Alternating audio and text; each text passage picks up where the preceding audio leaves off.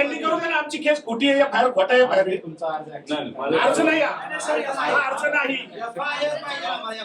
आम्हाला एफआयआर तरी द्या, नाहीतर मी खोटा एफआयआर करतोय म्हणून माझ्यावर कारवाई करू. सरकारी कामात आड करायला म्हणून करा. चला साहेब, 1 महिना झाला, एक स्टेटमेंट तरी आले सीआयडीचं. जे 2 येणार होते कॅप्टन पायलट, ते अचानक कॅन्सल झाले. का झाले त्यांना अजूनपर्यंत बोलवलं नाही, त्यांना नोटीस नाही. चाललंय काय त्याच्यामध्ये अँगल कोणता आहे? अपघात आणि टेक्निकल. क्रिमिनल चौकशी कोण करत? 5 लोकांच्या मृत्यूची आमची बोल घ्यावी आपण एवढं म्हणतो. बाकी आमचं काहीच म्हणणं नाही. खरी आहे. त्यांनी करून द्या ना, आमची केस खोटी आहे, बाहेर खोटा आहे, बाहेर तुमचा अर्ज अर्ज नाही अर्ज नाही.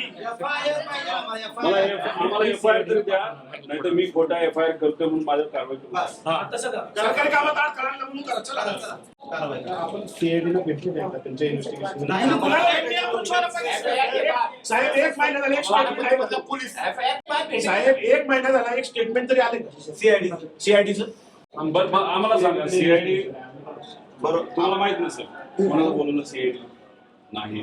त्याचा रोहित सिंग अमेरिकेत जाऊन आला, तो दिल्लीत येऊन बसला, सीआयडी त्याला अजून नाही बोलवलं.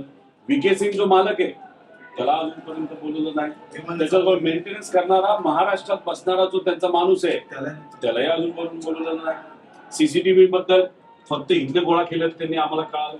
त्यानंतर तिथं जो जे 2 येणार होते कॅप्टन पायलट, ते अचानक कॅन्सल झाले. का झाले त्यांना अजूनपर्यंत बोलवलं नाही, त्यांना नोटीस नाही. चाललंय काय आणि डीजीसीच्या कोणत्या अधिकाऱ्यांनी मंजुरी दिली याला? आणि हे आमच्या लेवलला आम्हाला कळलेलं माहिती. आता पब्लिकला तर काहीच माहित नाही. आमच्या लोकांना माहित नाही. आम्ही घरचे असू, हे 8 तास बसतात. अधिकारी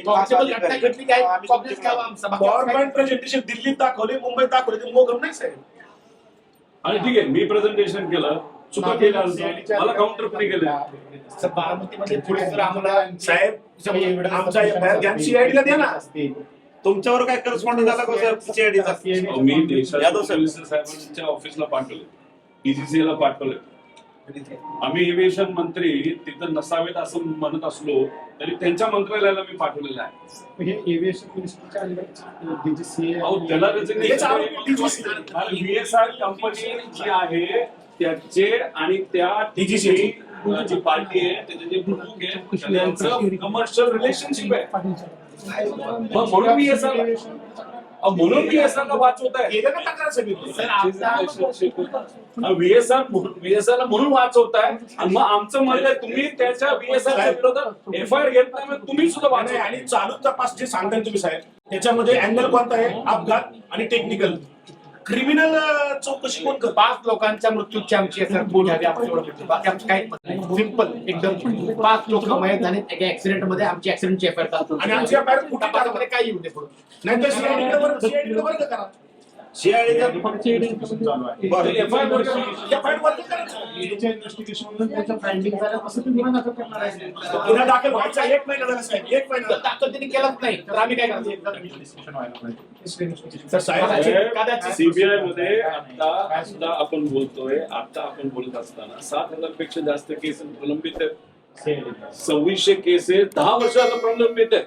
दादाला न्याय देणार 10 वर्ष थांबू का?